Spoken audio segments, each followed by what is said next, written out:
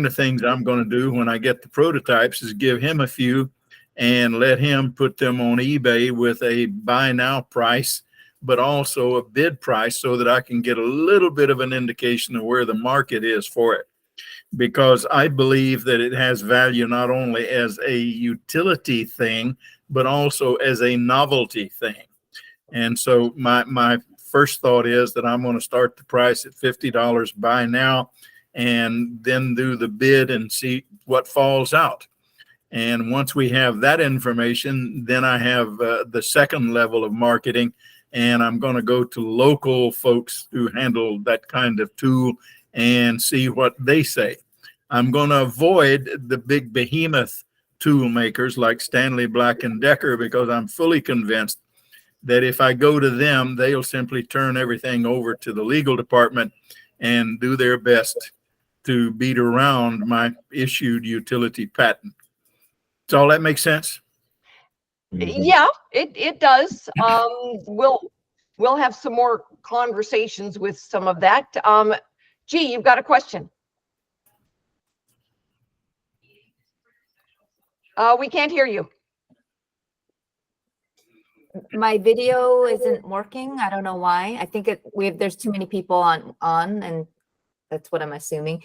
Anyway, so Bill, with your prototype, is it truly, are you doing 3D printing, or did you get a mold made? Well, I did 3D printing. And when Noah is finished doing the prototype that he's working on, he tells me that he also has suppliers that he has vetted, and we will take his prototype to those. And I expect we will probably do the molds and get the first minimum order quantity so that I have enough to work with.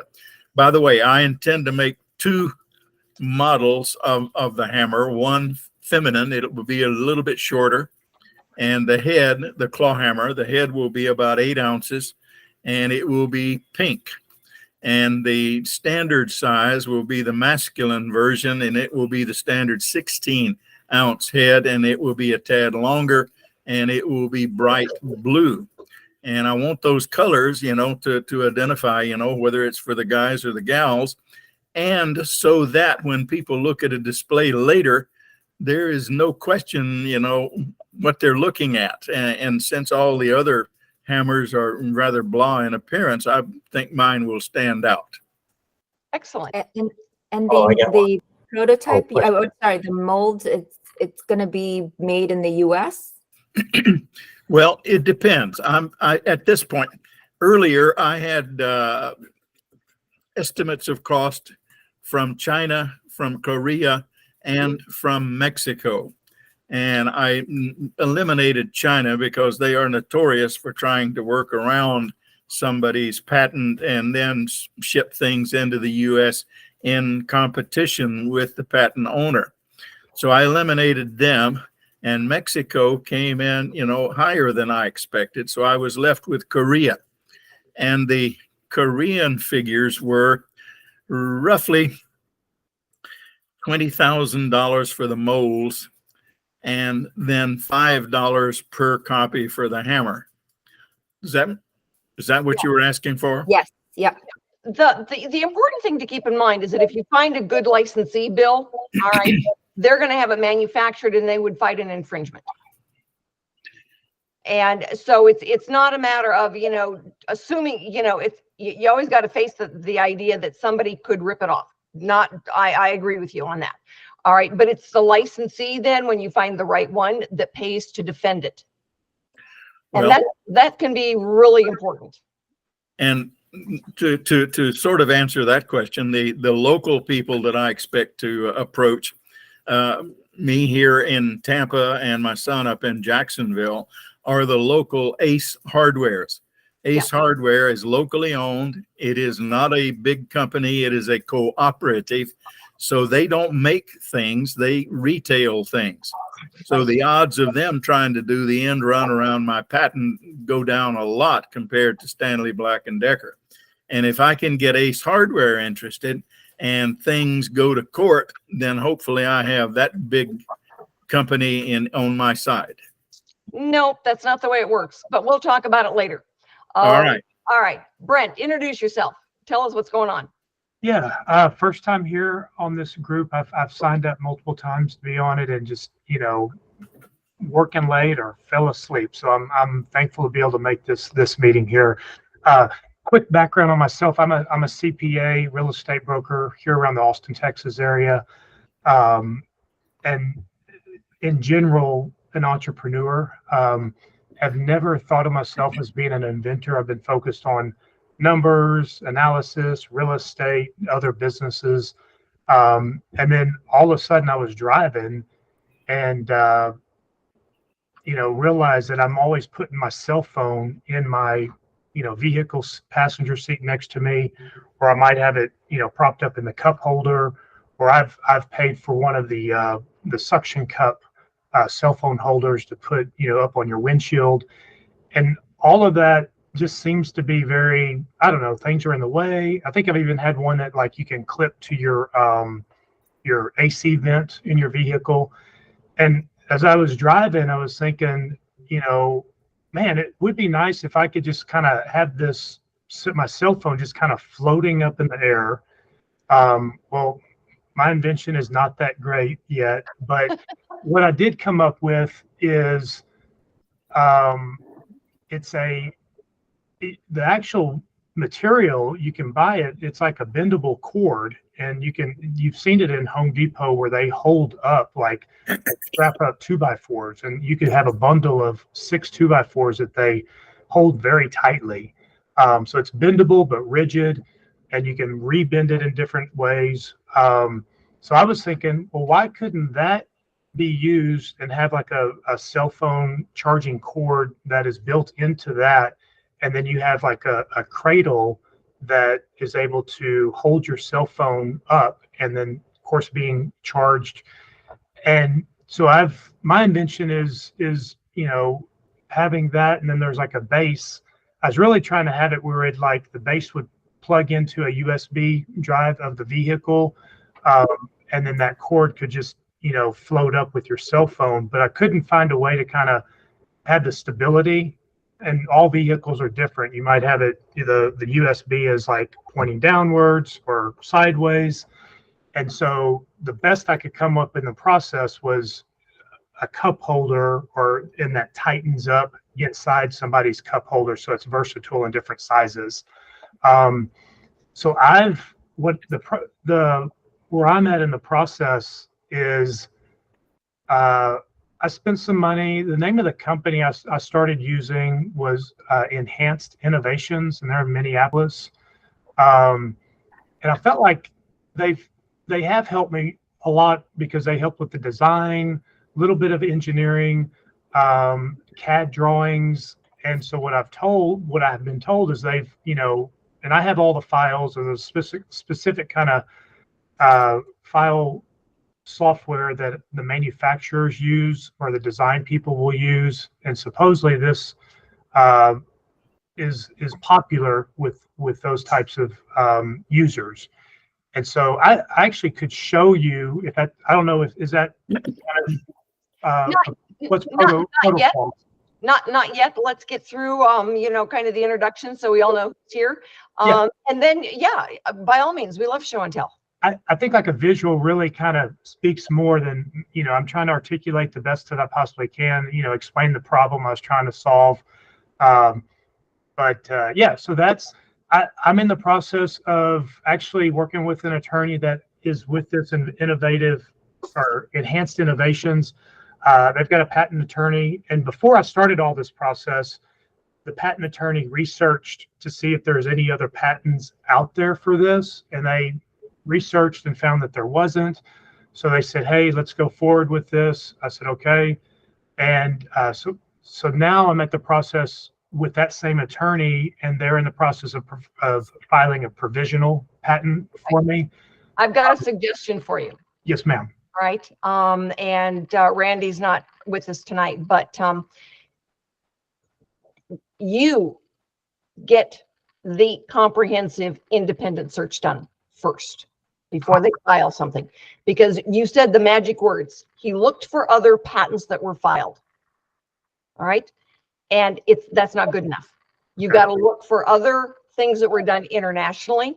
Randy said her attorney told her he looked in the US. We found 4 then that were done in China, blew her out of the water, blew her absolutely out of the water. And they guaranteed her that her patent would issue. They charged her up front for the provisional for the whole thing. And now she's stuck because she's paid a lot of money for a provisional that will never be turned into a utility, because sure as the world, the examiner, if we can find those other international patents, the examiner is going to. The other thing is that there's a 2.5-year blind spot at the USPTO. All right. And the only way to squeeze that is to do a product search. And it happens that, you know, before the patent is published, so it becomes, you know, something that a search can find. It shows up on YouTube. It shows up on a Kickstarter campaign. It shows up at a trade show. And that again throws you out of the water, because if it's out there, it's part of the public domain. A comprehensive independent search is $4.99. All right. You get it back, not the attorney. When you get to see it, you get to form the conversation. You get to frame it for the attorney. When the attorney does the search, they get to frame you. So is that something as a DIY that I can do the comprehensive independent search myself? No, because you've got to be able to access the World Intellectual Property Office. All right, shoot me an email. I will send you back the contact information on that. I own that company that does that. Oh, wow. All right. We sign a non-disclosure non-compete, and then you submit the information. They go out. The researchers all have a master's in research. They're all librarians. Their attitude is, if I haven't found it yet, why not? And they go back and look again, as opposed to somebody with a law firm who is geared to billable hours. And they go, I've spent 4 hours doing this. I'm done. And this is all I found. So different attitude, different results. Do be careful also. There's patent mills out there that are kind of fraud, very much fraud. And they make a lot of promises. You'll see them on TV. And they keep billing you for, you know, they know they're not going to get you a patent, but they get you closer to something. And yeah. So the way that this is structured is they're, you know, helping me get to this provisional patent stage. And the next step would be going to try to, you know, find companies, manufacturers that, you know, would like to license this product. Okay, let's save that part of the conversation after we get through this, because they've given you some information that is not accurate on that. But let's move on. David, you had your hand up and you're next in line. Oh, all right. Well, I have a question for you. Have you looked at similar products that are already available on the market? Like I have a smartphone holder that is tied to the mirror in my car, obviously with a charging cord. I don't remember how much I paid for it, but is your product similar, competitive price-wise? What can you say? Yeah, I'm not trying to make this, you know, be a super expensive product. I think probably in a, you know, $15 to $20, you know, range is what would be targeting. So anyway, that's part of, you know, they kind of gave you, you know, some missed first steps. What we look at is, you know, so I act as a licensing agent. So I help people find a deal and negotiate the deal. All right. From there, I learned a long time ago that we have a better chance of getting a deal done if we do the right steps in the right order. And so that's when I, you know, started really working with the patent attorneys and understanding what a search was and when was the engineer appropriate and, you know, what actually goes into then a licensing deal and why. So that's, you know, some of the stuff that we've learned is that the first thing you spend money on is the search. Because if you get a chance to look at it and then you go to the engineer and say, okay, this is what I'm doing. This is what was found. My attorney said, here's my parameters. Then the engineer doesn't have to try to read your mind and look through, you know, a crystal ball and say, oh, this is what we can do. They're more than happy to redo it after your patent attorney says, oh, you can't do it this way. You're infringing on somebody else. But if they didn't do a good enough search, you don't even know till after it's been filed. And then all of a sudden now the examiner finds something and they go, oh, you're denied because it's sent in. And you're a long way down the road because you filed, you know, the provisional. Nobody looked at a provisional. Nobody passes judgment on it. It's just stuck in a drawer someplace until you file the non-provisional. And then somebody actually passes judgment on it. But you can be, you know, tens of thousands of dollars into it, assuming that your attorney was right. So we look at things in different steps so you can make a better business decision. And you make each business decision based on what you gathered at the last step. So when a company says, oh, we can get, you know, we can do all of it and get this much money, you know, they really don't care if you get to market because they were paid up front. Yeah, I mean, the way, yeah, additionally, the deal would be structured is they would be able to earn some royalties, you know, on the licensing agreement. And so I feel like there is some, you know, skin in the game. There's some win, you know, if they're able to help, you know, successfully bring this to market. I will say the attorney that they used is not on their staff. It was a you know, a third party, you know, patent attorney. I'll have to look to see how in depth and how, you know, if they did this comprehensive independent search. I don't know, but I'll definitely dig into that. They rarely do the international search. Okay. And the international search can throw you out. Well, I was wondering though, because like you guys were talking about China and things like that. I mean, is when somebody gets an official patent, is that really only for the U.S. or is that, you know, it is? It's only for the U.S. All Okay. right. Now it means that China could make it and sell it anyplace else. Technically, they're not supposed to be able to ship it into the U.S. You have the right to stop it at customs if you do. A licensee is generally the one that fights that battle. They're going to be the ones that get it stopped. If we look at things if you've got a product that's a game changer, all right, and every once in a while we come across one that just has significant world impact. The one young lady that did the one that is a powder that protects the skin from those stomas. The company that ended up licensing her intellectual property is the company that manufactures the stomas. They sell them worldwide. And they knew there was a problem and they could never fix it. And this young woman, because she's had a stoma for 10 years, went to college, became a chemist and set out to fix her own problem. And then we licensed it, about 2 months ago. They finalized the licensing deal with the company that manufactures the stomas. And so they will fight the battle. And they reviewed it was one of our attorneys that did the patent. They reviewed it. They said, we are good with this. And they're the ones that will fight an infringement battle. So normally it's, you know, the licensee is going to want to review the patent. And if they feel comfortable with it, then the deal goes through and they're the ones that pay the money, the big money to fight the battle. Okay. So, you know, we look at, there's another group I'm working with. They invented a fishing weight. Well, in 2025, lead weights in the US become illegal. So they invented a fishing weight that is made out of what you find in the riverbed and it dissolves back into the riverbed. And so we're going after a licensing deal and they're going to be filing their PCT because Europe has already outlawed lead weights. So this is one of those that could be a game changer and have a worldwide impact. So those are, you know, some of the ones that we look at when it makes sense to file internationally. All right. But the PCT, you know, when I get inventors every once in a while that say, oh, you know, it's just too expensive, you can't afford it.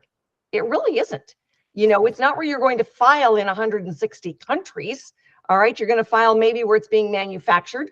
All right. And another major market. We see a lot in US, Canada, US, EU, US and China because it's going to be manufactured, or US and Mexico.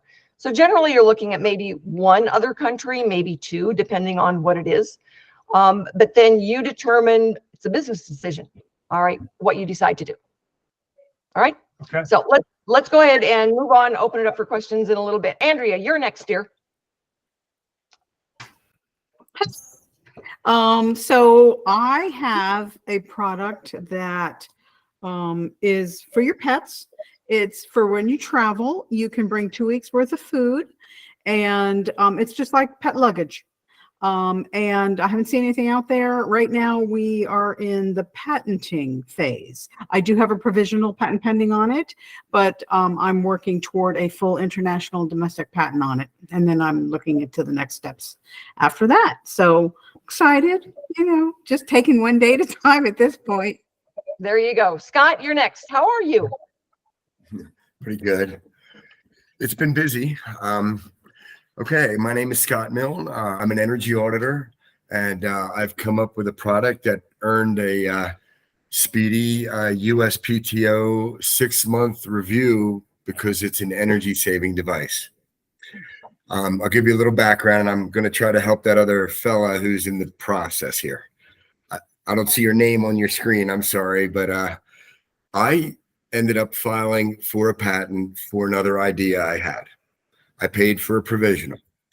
I decided not to pursue that idea. I didn't think it had enough marketability, but I used that experience to write my own provisional for this product because they don't even look at it. It's like your placeholder. And I submitted a provisional, and then I waited for a pro bono attorney assignment in Denver, Colorado. And pro bono means at no cost. And they assigned me 2 outstanding corporate lawyers who took a look at my product idea. I did my own search. It was inadequate, but they put together around my search my patent submission. I'll describe my product and describe the problem first. I'll try to be brief. It's an important product to reduce pollution. And we're having a problem, as we all know, with global warming. It comes from this pollution. Right now, what's happening is the windmills are producing an awful lot of kind of extra nighttime energy. We're all asleep at night. Our air conditionings aren't running often. Businesses are closed. So we're not using all this new found renewable wind energy, and they're actually throwing it to ground. There are no building-sized batteries to store it. So the idea that the federal government came up with is to convince us all, take government rebates to throw out our working heaters and install electric heat pumps. You may have seen these programs in your area. They really want us to install electric heat pumps. They want to use that extra nighttime energy, and more windmills are coming fast. I thought that was a little impractical, and I thought it through. And as an energy auditor, it'd be much better to heat your bed. So my product is the world's first app-driven bed warming body pillows. So when I did a patent search, I didn't find anything that heated up a body pillow. Mine is going to be fur. When I built it at first, the cord felt funny around your feet. So I covered the cord in fur, and it began to look like a thing, a creature thing. So I gave it a name. I trademarked the name Snoodle. And I'm now giving it a little personality and attempting to get through the design. And then I'm waiting for my patent to come through. I'm building a big addition on my home. And Sunbeam puts a heated body pillow on Amazon. I'm thinking my patent is not going to go through. What did I miss? They're going to take it from me. Did they go first? Was my timing off somehow? I bought their product, looked up their patent number to find that it's the patent for an electric blanket. They totally used the patent for number for an electric blanket, and they stuck it on a body pillow, and it went on Amazon during my process. It's much bigger, a big plain. It's got a big plastic label on it, no shroud for the cord, but people like it, and they've been selling it. And then my patent shows up. It was a speedy 6-month review because it's an energy saving device. The premise is this pillow will communicate with your home thermostat and set it back once your bed gets to be warm. Therefore, you're switching your heat from natural gas to electric, and your bed is nice and cozy warm. But your house might be 50 degrees, but you're still warm. So that's the idea. The pillow will vibrate. We gave it aromatherapy, And my patent was flat out denied. They gave me a speedy 6-month review and it was denied. They found other patents for other pillows. They were pumping oil into them for heat, but they were heated pillows. So I had advice, read it, gives outstanding advice. And I had other advice that said, look, don't give up, man. Now you appeal that denial. You appeal that rejection. Although there is other products like yours that you're going for, not exactly like it. So we're going to give it another try. Rita referred an attorney. I helped write that appeal, frankly. I know the product. I know the competition. I read them multiple times. I helped write that appeal. The attorney helped get it in. It took months, fully approved. They didn't deny any feature that I had requested. This pillow could actually act like an Alexa someday. It could start your coffee for you, start the car. Wrap it up, Scott. At this point, I finished my addition on my home, and I'm beginning to market the product and attempting to get it designed and finished. I intend to launch it on Kickstarter. And in order to do that, I intend to have a large following following the journey of Scott and Snoodle before we launch on Kickstarter. So people will come right away and begin to, because maybe they want one of the first ones, maybe they want one of the first ones at a discount. And if I can do it well enough on social media, get a big enough following, I hope that all succeeds. All right. That's my story. All right. All right. G, you're next. Give us an update, even though we can't see you. Hi, sorry. So I'm designing a beauty product, and it's a mechanical device that you hold on your hand. There's 3 components to it right now. And in terms of any patent applications, I haven't completed it just because this has been several years in the making. And so I think I am getting ready for the provisional. There's 3 components to this device. And so we started 3D printing one of them. I got the 3D print and we use the company Xometry. There's so many out there, but they're very quick and reasonable in price. So what you're doing is you're paying about $50 per piece. And then if you order 5 of them, then they just charge like $1. So, but they still want the $50 per piece that they're printing out. And so right now we got the 3D printing that we wanted. We played around with it. And now we're modifying it so that it's a little, because it's kind of clunky looking. It works, but it's very clunky. So we're trying to make it a little sexier because it's for women. And yeah, we're ready to upload files for the version 2, P2, I guess, for one of the components. All right. Good job. Russell. Hello, I'm Russell Kramer, and I have a few inventions, but the one that's furthest along is called TrueView, and it is an accurate imaging, easy to fasten blind spot mirror. And it's gone through a lot of phases, from my own crude prototypes to a 3D printed prototype, and finally a manufacturing prototype. And so that I'm on to the second prototype, is I had to make some adjustments, but I was able to make it using tooling and metal as opposed to printing and injection, or as opposed to injection molding. So I've made it so that the housing of the mirror is made out of stainless steel. And I was able to devise a hinge called a living hinge. It is all integral with the housing, so that it doesn't require separate moving parts. So I'm kind of have some engineering background, so I figured out a way to make it very simple. Through Rita, I found a sourcing company called ITI Manufacturing, and so they helped me source where to manufacture it. And so I don't know where you all are. Oh, I'm learning where you all are in your invention, but I certainly am having so far a good experience with ITI, and they recommended a product designer as well. He's actually in Tennessee, and he's helping me out well, so that at some point you got to go beyond what you can do yourself. And so I've been just gradually building the right team, you know, having Rita there to begin with. And so you can definitely tap Rita for resources as well as her own direct help.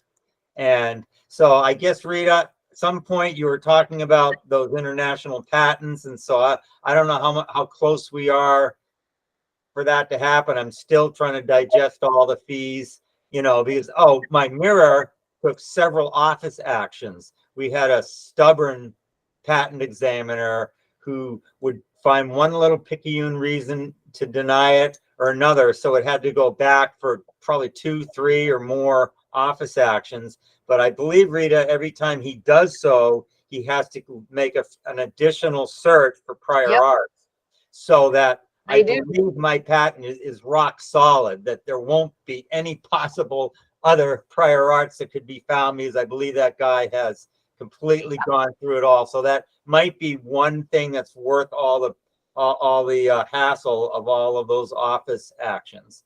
So, well, and your TrueView patent is issued, so you're done. And it's issued, the patent is issued, but I mean, he had to do all kinds of searches, Did. you know, to be happy enough to issue it. Right. And so now it's like, oh, Rita, I just you may not have had a chance to read them yet because of all of what's going on with you, but I did find a place that does product reviews, and he looks very approachable to have TrueView reviewed. So Right. I need to check in when you can, like what part of the process should I wait till I get it on for sale, or do it prior to, you know, when do you get the review? Okay. All right. We'll talk about that. Yeah. Miss Holdylocks, you're next. Who? The lady that's got the Holdylocks. Are you there? All right. I keep forgetting about the mic. Oh, there you go. There you go. Well, I got my TikTok shop working. Okay. I've hired 3 people to do it, and I ended up having to do it myself. There you go. 3 different people. Oh my goodness. It's tough. It's very tough, the technology. When you're marketing, it's like you're trying to throw things at social media business managers and hope it works over and over and over again. It's like, you know, a gauntlet of snowballs just constantly, and they melt, and you just got to keep right. building that. So, it is. So tell everybody what you've got so that they know what you're trying to sell. Oh, this is a bun maker. It makes buns like I've got my hair in many ways. You know, you can wind it, you can roll it. I don't need elastic bands with it. I just roll it freehand, and then I tie it with a little lanyard with a button.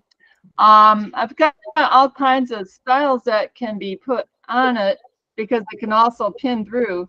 This same unit rolls. You can roll your hair up, or you can use it on the outside of your hair like this, like a barrette. So it's like a scrolling type product that can be used flat to make like a decorative, you know, barrette, you know, like you'd put that in the back when you have your hair folded in it. But it's you know, sort of and they link together too. You can put 2 units together, say like this, and then it'll make one big unit to roll lots of hair. And I've been shopping around for new designs. You know, I kind of got, you know, patterns, different places. You know, you can put anything on it, and you know, you just buckle it in. It's like a little buckle, and you could put your own design on it. Like if you sport team logos, you know, with those, you can find those online. You know, like your Buccaneers and your Lakers or whatever, you could find ribbon that fits right in there perfectly. And if you're a sports fan, or if you like jewelry, you can, you know, put your, you know, jewelry on there. And she's been making and selling these for some time now. So this is, you know, Right. it's not brand new where she's just developing it. She's been out there and selling them and online. And I think you've been on Amazon, haven't you? I tried Amazon back earlier, but when I moved, they make you start all over again. And it was a massive process getting on there. You have to get this postcard in the mail, and you got to talk to the people in Ireland and stuff. It's a tremendous process getting in there. And it really isn't very good for a brand new product. It's okay for somebody that's got heavy marketing and well-known products. Yeah. And I've heard that Etsy is better. Yes, I've got Etsy. As a matter of fact, I can show you my store there. I've gotten good reviews on my Etsy store. Let's see if I can show you. I've got 48 sales in my We can't really see it. yeah, That's okay. but Can't really see it. what it looks like, and it's like, I wish I could blow it up, but anyways, it's like I got a 4.8 star rating. That I don't know if you can focus on that, but yeah, it's just, yeah, it's good. I mean, I like Etsy. It's easy. The only problem with Etsy is that like it's very limited. You can't really do much with your little listing. You know, it's very cut and dry. All right. But I got my, like, you know, and that's working too. All right. G, you have a question? Well, I'm just looking for better opportunities to market. I mean, it's like I keep thinking SEO, and everybody says no, SEO ain't gonna work for you because you're too competitive, you know, with too many products that are big. So it's just basically social media and TV. You know, you got those two options. Yeah. But I am looking for more. Like, I like the idea of your new invention show in Los Angeles, or what, Nevada, I think it was Nevada. Las Sorry. Vegas. Yeah, we're going to Las Vegas. Yeah, So, Las Vegas. They've got a whole section on, you know, fashion. So, you know, and general merchandise. So that might be a good one, because when you're there as an exhibitor, you can go to any one of the spots and talk to the different exhibitors and attendees. So that really does open it up for our inventors. G, you have a question? G? What percentage of does Etsy take from your sales? Do they charge you? I can't remember, but it's a pretty good chunk. They do marketing. You got your options for integrations. I'm using Marmalade. Marmalade seems to be better. There's E-Rank and different things that you can put your keywords in. And a lot of people are favoriting your shop. And so what you do, you just mass email them if you can. You know, you just. But what do you know approximately what percentage? Is it like 20%, 30%, 40%? I think it's basically about maybe about 10 or 12%. I think, I can't quite remember, because there's so many other fees. You know, you have to pay your postage and things like that. What you need to think of, all right, and this is for everybody, if you're selling online, whether it's Amazon or Etsy or any place else, they're like the retailer. So you've got to figure your retail price, your wholesale price, and then if you've got a distributor in there, distributor pricing.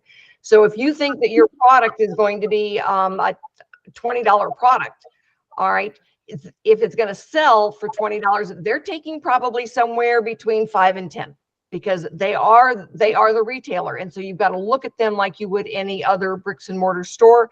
They're usually just a little bit less online than they would be if you went into a bricks and mortar store. So if you were looking at a Target as opposed to Etsy, Target would charge more, but you've still got to look at them and figure that they are the wholesaler, the retailer for you. Okay. Right.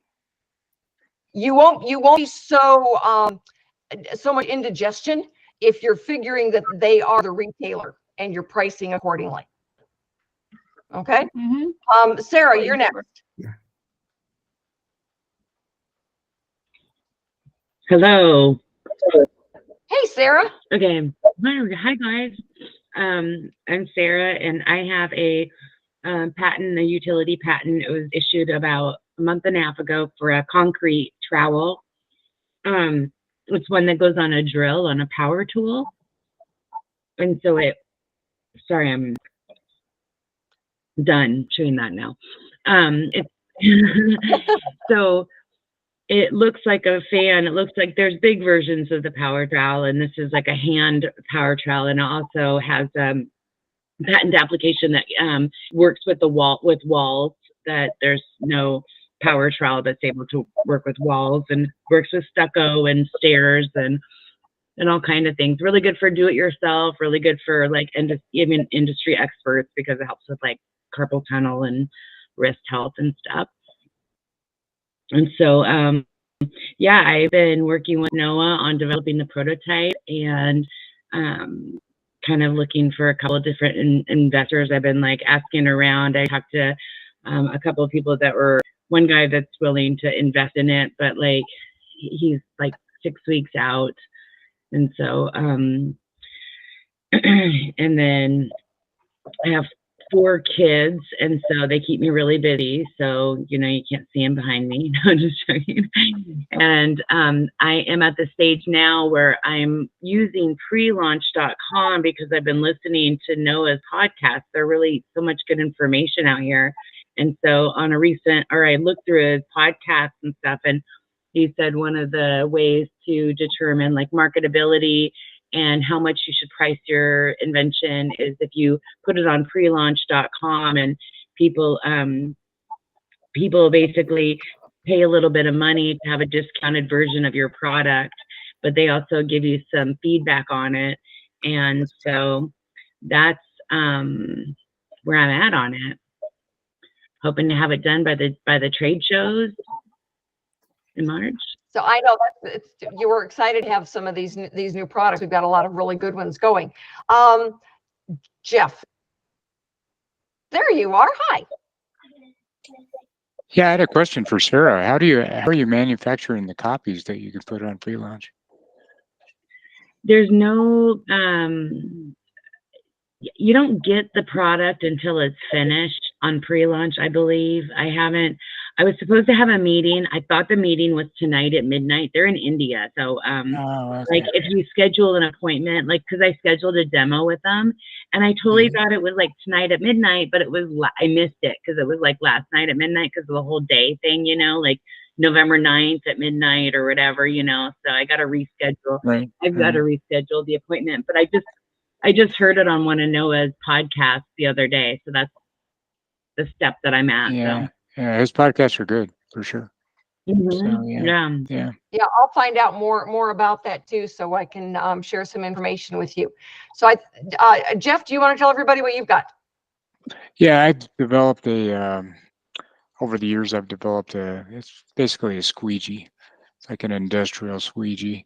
It's flexible. It's built with a flexible material. In fact, it can be used,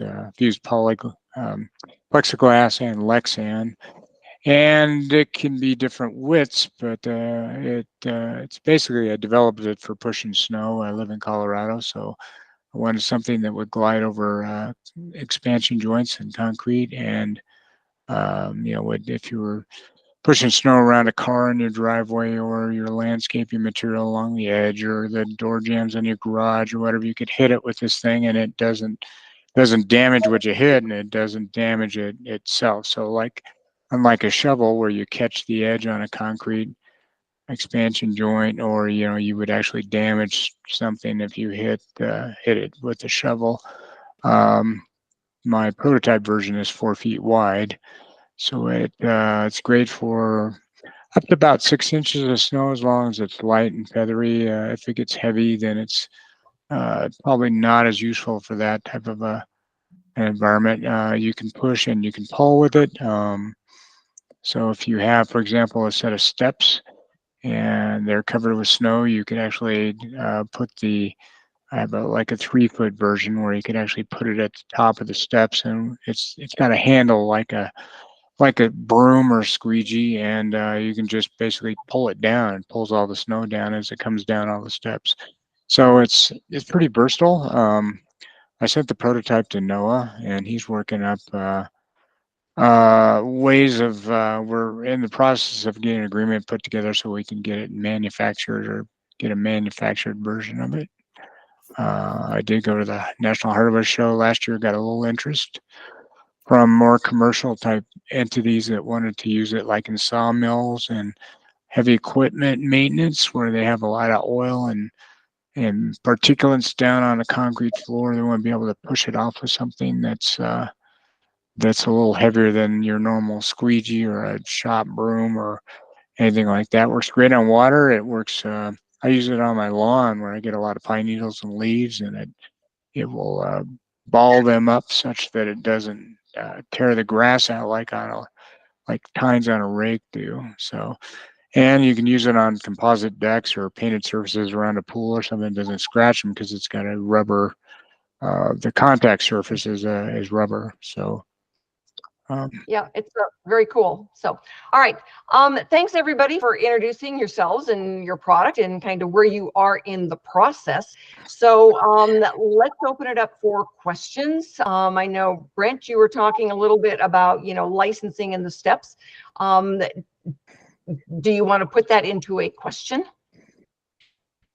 I guess what I would like to do, yeah, I am trying to understand like all the steps that are involved. My ultimate goal is, I feel like I was wanting to hand this over, to a manufacturer, if there's interest and it passes all the patent, check boxes, and get it into a manufacturer and just license it with them and let them, I would, my understanding, and I could be wrong with this, is that they would be the ones to go out and market and have the sales force to market it and have the contacts to retailers. You're right, but you're using the words a little bit inaccurately, and that can be confusing to whoever you're speaking with. All right. When you're talking to a manufacturer is going to make it and send you an invoice. When you're talking to a licensee, they are going to manufacture it, sell it, and send you a check. Okay. It is possible that it's the same company, but if you use the word manufacturer, they're assuming that you want to be in startup mode and you want to do all the selling. No. If you tell them, I want to license this, then they understand that they would do Okay. the manufacturing and the marketing and the selling.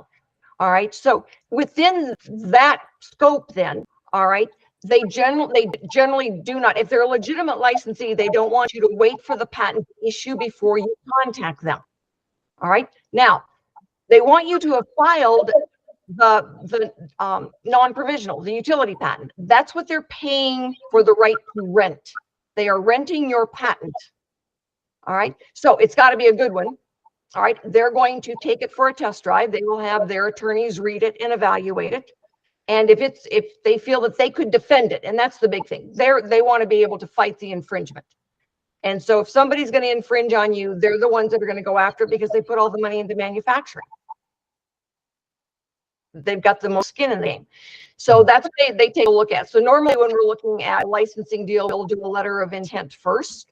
That's about 6 points that they need to agree with. And if we can't get those 6 points ironed out, it's silly to do, a 10-page contract because we're never going to get past the 6 points. Once they've read the patent, once they've agreed to then the basic points, then either their attorney presents you with the contract or your agent. There's a lot of times I'm asked to present the contract. All right. It's easier when we do it because we know what's in it. When they present it, you've got to read it like it's a great murder mystery and figure out where the discrepancies are and what doesn't work for you. But if you wait for your patent to issue, right, then they want to know why, because they've lost now 4 years off of the life of the patent. The patent is good for 20 years from the date you file it.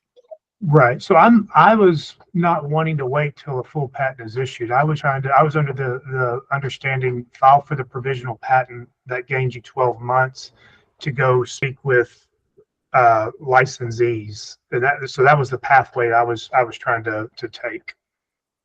Right. You can start working on it after the provisional is filed. They don't want to see your provisional.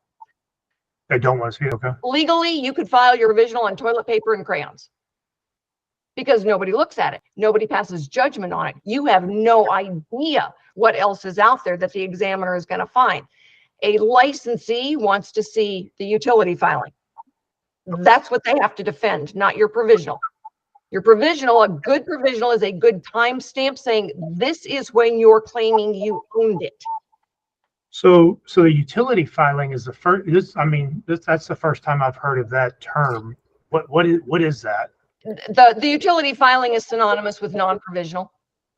Oh, they're the same thing? Same thing. It just depends on, if you did a provisional, then they'll say, well, you need to get your non-provisional done. Sometimes they say, well, you just need to get your utility filed. They're the same thing. Okay, so utility filing and non-provisional, those are the same. Exactly. Versus a provisional. Okay. The provisional a good provisional should be the front half. It should be, we look at a normal patent is 30 to 40 hours. The big variable is the attorney's hourly rate. So a good provisional patent application then is the first 12 to 15 hours. It has to have an enabling disclosure in it. Normally, if you have a registered patent attorney do that, they know it.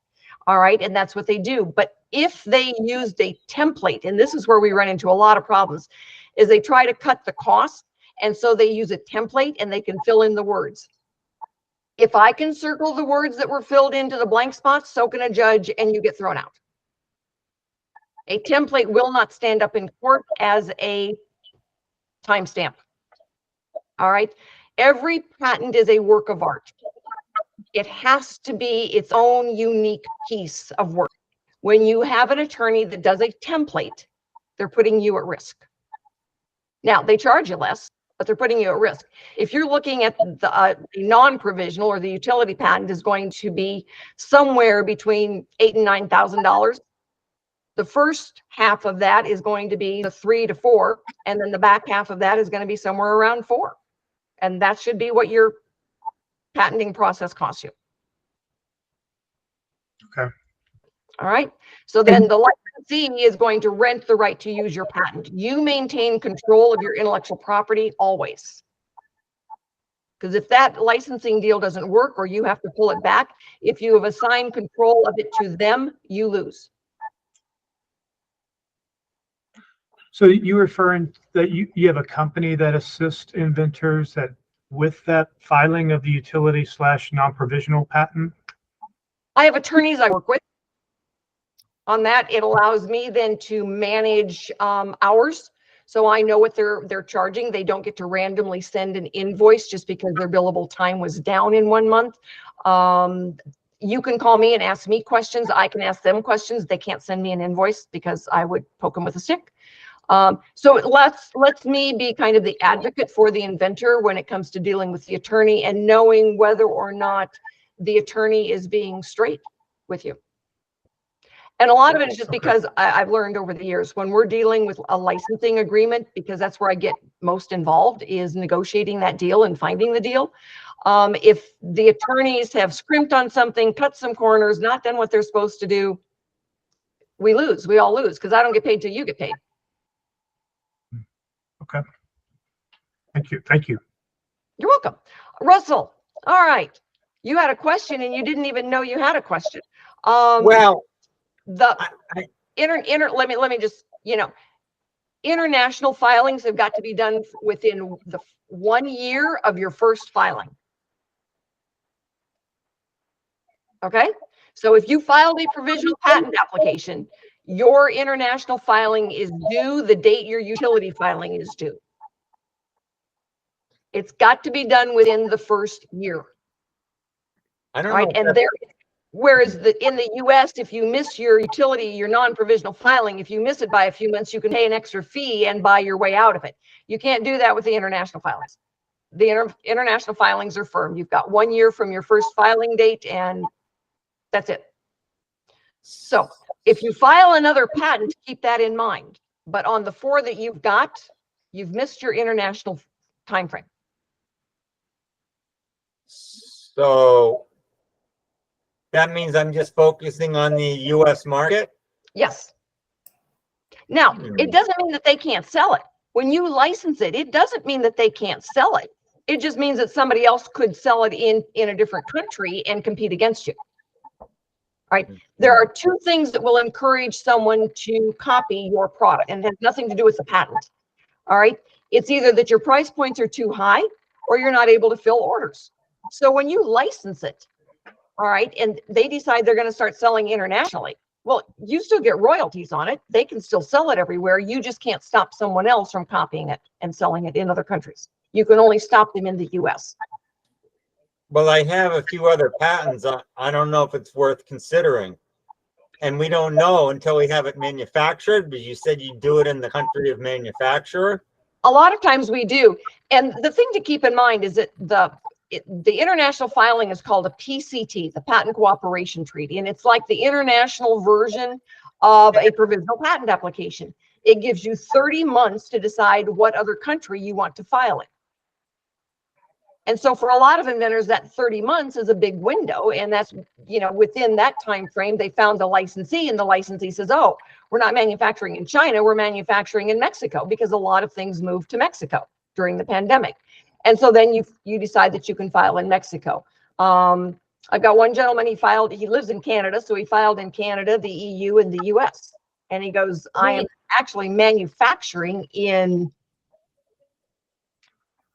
some weird place in Europe, Eastern Europe. Rita, what is the full name for the PCT? The Patent Cooperation Treaty.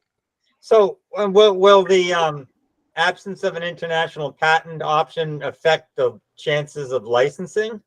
Not really. Not for yours. I don't think it will. And you know, they're going to be looking at the US as being your major market. So if they do take it international, you know, they should be fine. You know, it would have been a different business decision, Russell, if you had made it, you know, if you had asked me 2 years ago. But your window is come and gone, dear. I'm sorry. Okay. Rita, that rule is really unfortunate because the inventor is in the position where they've filed a provisional in the US. They have no idea if they're going to get a utility patent at all. But in that window of time frame, you're supposed to spend now thousands of dollars applying for patents in other countries. No, not Right. exactly. All right. The PCT, the filing fee for a small entity is about $1,200. All right. So you're talking, you know, a couple thousand. It's usually then, you know, 5 to 7 hours for the attorney to prepare it. So you're looking at probably about $2,500. And then again, it depends on the attorney and their hourly rate. But there again, if you've gone through those steps, all right, where you've really looked at it and, you know, the search was done, the analysis was done, you had a good idea what was out there. You file that provisional with the idea that the utility is coming down the road and it's going to issue. Yeah. You've got to have money and confidence.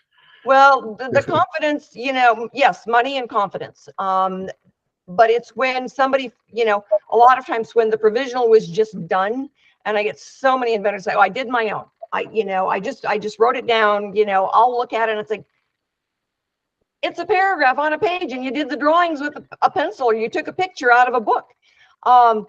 That's not going to hold up in court. Now you got some problems. All right. So now that provisional filing date, you're right, Scott, it's not going to serve you well. If you've gone through the right steps, you've, you know, really looked at it, you've got a good provisional filed. Now you've got some confidence going into that 1 year time frame.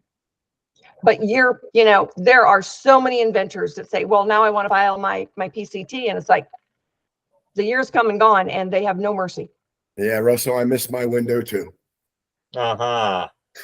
So where you can, if I get some inventors who will file a provisional and they don't show it, they don't go out the door with it, they don't show any prototypes, they never put anything online.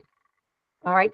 And the year comes and goes and they haven't had an enabling disclosure anywhere or a public disclosure, and they file the provisional again. Now, that makes the USPTO cranky and you've lost your first filing date. All right. But they can't stop you from doing that.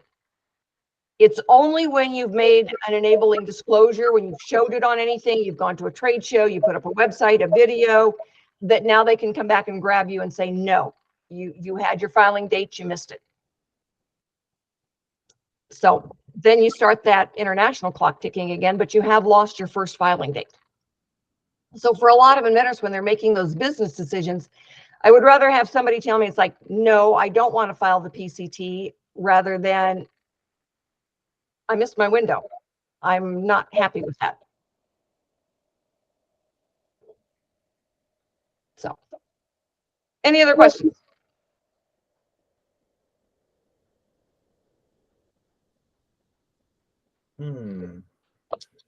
Well, maybe I should introduce myself. I did not speak up. Well, you asked a question when I called on you, but yes, please introduce yourself, David. Yeah, all right. David Fogel. I live in California. And my patent involves, I call it insulating sleeve. And insulating sleeve, let's say for a cup or for a bottle, there are such products available. And here's one example. This is made out of neoprene. You put the bottle in here and it keeps the water either cold, or if you put ice, it will keep the ice for a long period of time, or hot liquid, also for a long period of time. Anyway, so this product cost about $10. I came across, I'm hiking. So sometimes after 4 or 5 hours of hiking, I want cold water, ice cold water. So I came up with a different material that holds almost just as well as this neoprene material, and it's supposed to be way cheaper. So I did some comparison between, let's say, took a bottle of water, put it on the shelf, put another same bottle with my idea and another one with the neoprene. And with my insulating sleeve, it's kind of in between, closer to the neoprene material, but holds much longer. The thing is, it should be, in my estimate, way cheaper than this neoprene material.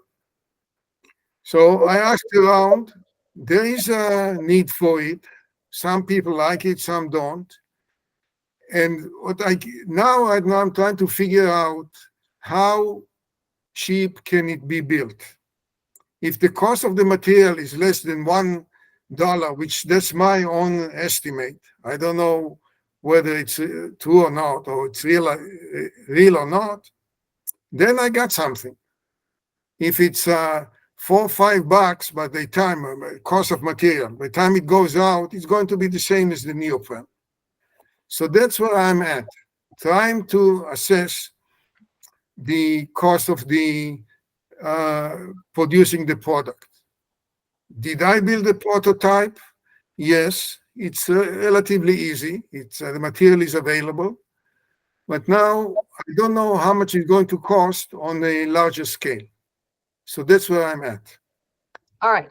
One thing to keep in mind, all right, is that a good patent is not material specific. So if there are other patents filed out there that are a, cover, to keep something cold, then, and you've got a new material you're using for something that is already similarly patented, you will not be granted a US patent. Your design has got to be different enough to be considered new and novel. It has nothing to do with what it's made out of. All right. The other thing to keep in mind is that material in and of itself is already covered in a patent by whoever invented that material. So you may have to pay a licensing fee to the purchaser, or to, to whoever you're buying the material. Or if you're able to get a patent and you license it, they may have to pay a royalty to use that material. The material has been around for many years, at least 20 years. So maybe a patent for the material exists, maybe not, I don't know. It's possible. It's possible that it's expired, and then yes, you can use it. You need to double check with your attorney you're using to make sure that the material you want to use. A lot of material, surprising enough, is covered by a copyright, which lasts for 99 years. So you just want to double check. You don't want to be surprised by, it's like, nobody told me that.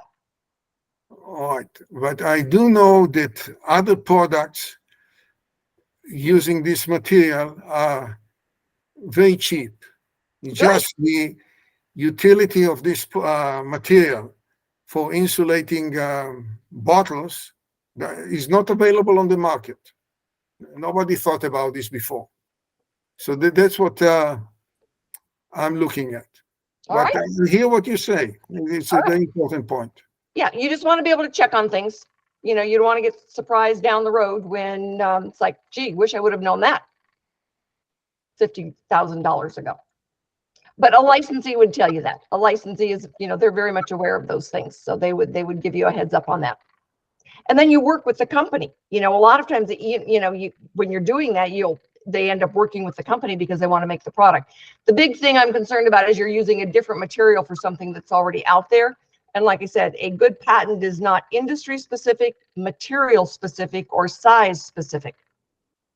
So you could take a bottle cover and make it out of anything and it would still be covered maybe under somebody else's patent, or it's expired and you can't claim it as new and novel.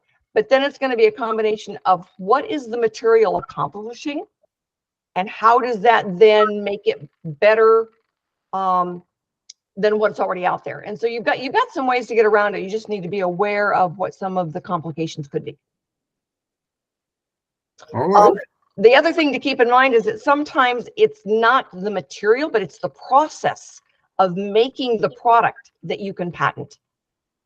So for some of our inventors, we had a gentleman in Colorado, and he could not get a patent on the actual product, but he was able to get a patent on the machine that made the product because it was different. And he makes that product in great big barrels and ships it to China. Here it's $10 a bottle. In China, a third of that amount is $150, and they sell it as a beauty aid. So sometimes that machine is really valuable. You don't want to overlook the process or the machinery to make a certain product. Okay? All right. All right. Anything else, guys? Any other questions? Any other questions about the show that we're going to, or, what happened with the hardware show? Well, just the new trade show, Rita, I did look up and there is an automotive section. And then is there going to be more updated information on the attendees? We never were able to get an attendee list, but there will be more information about the exhibitors coming. The attendees, because they don't know who's going to attend until after the show. And then the buyers, are there going to be like buyers? Yes, because it's only business to business. So the attendees will be the buyers. It's not open. It's not open to the general public to get in. You've got to have the right credentials to get in, which means you've got to be a buyer, a store owner, a distributor, something like that.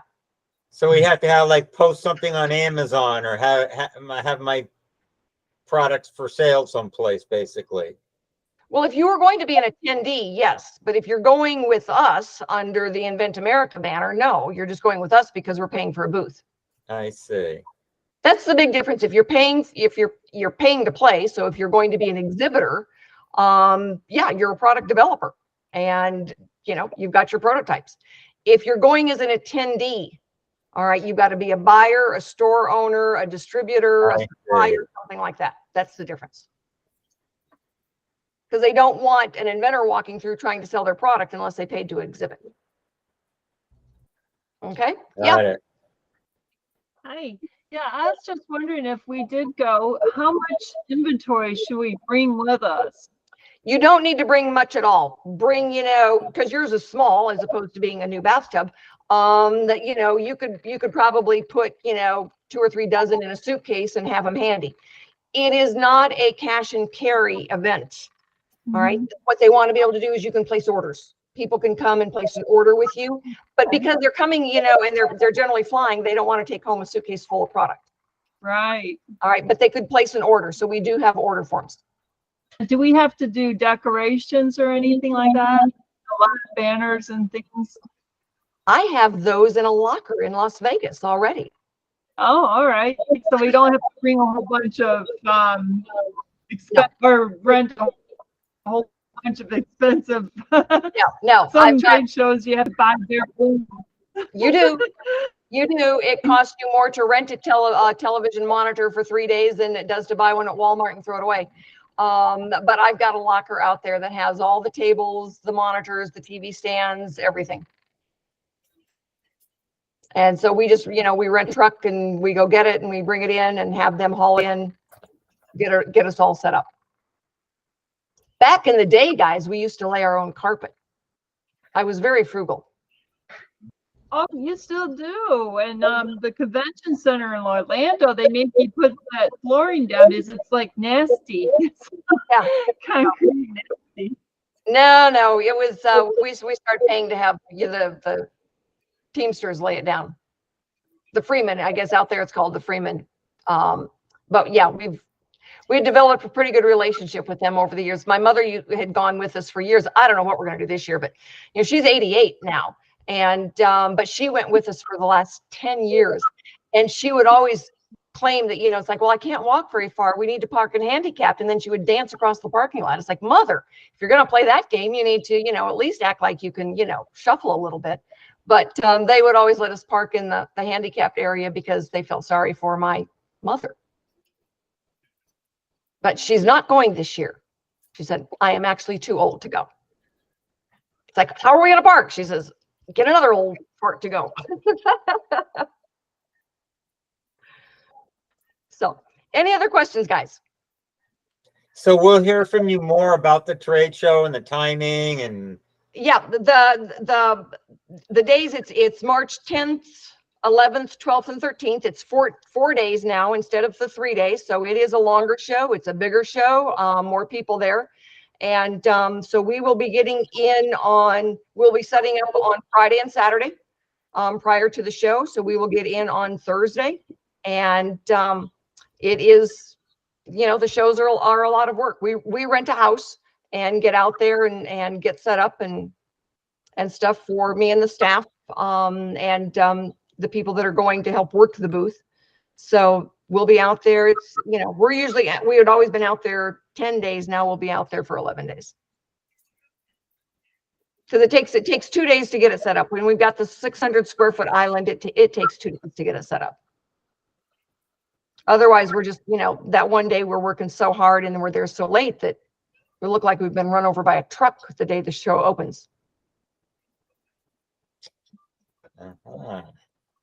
All right. So anyway, if you're interested in coming, if you know somebody else that's interested in coming, please join us because now we know what we're doing.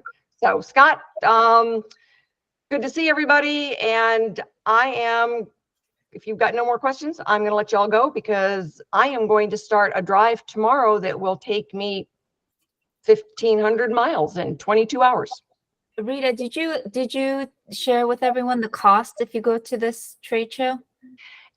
We've got 3 different levels, depending on the level of services that you're asking for, but figure $2,500 to go with us. Okay. And that includes all of the online advertising, all the print advertising, all of the advertising.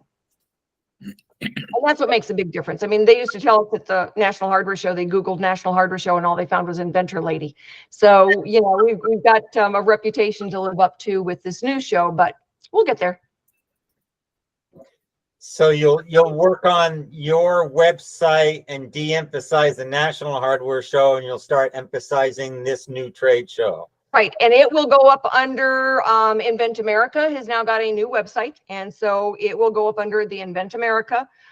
We will be broadcasting radio from the booth because for those of you who don't know, Invent America is part of the Home Talk USA radio show, and a lot of you have been on Invent America.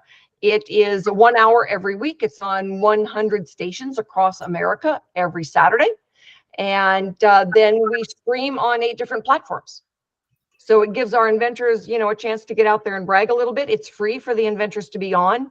Michael King is the host. It's been airing for 24 years under Home Talk USA, and he asked me to take over the middle hour as Invent America a year ago. So that's what we've been doing. So this show, we are going out under the Invent America banner, and all of our inventors will have been on the radio at least once.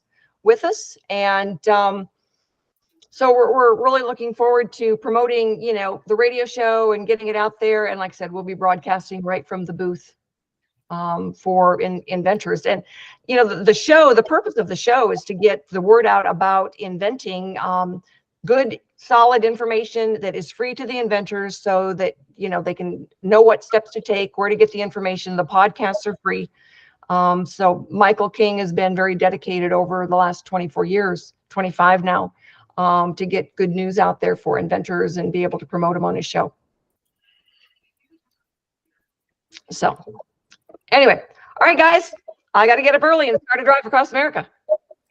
Good Brent, night, have a last and drive safe. Thank you. Thank you. Thank you. Brent, did you have a last question? You're intuitive. Yeah, I did have one. So while we were on here, I was looking at your website, and it came about on the search quest for the Yep. patent. Is that, from what I've shared with you about my project, is that something that you feel like is valuable to me, or should I just try to set up a time to call you after your trade show when you have some more time? Oh, heavens no. Don't wait that long. Call me tomorrow. Okay. I'll be Okay. driving my car. I'm a captive audience. Okay. Sounds good. I'll do that. All right. All right, everybody. Yeah, if you've got any questions at all, and we will be posting the show. This show, like I said, will go out under the Invent America website. There's a link on my website for that. But, you know, it'll be good. All right, everybody. Take care. Good night. Good night. Thank you. Talk to you later. Yeah. Brent, I assume you have my phone number or you know where to find it? I do. Yeah, it's start area code 310. I got off your website. All right. That sounds good. Talk to y'all Awesome. later. Okay. Bye.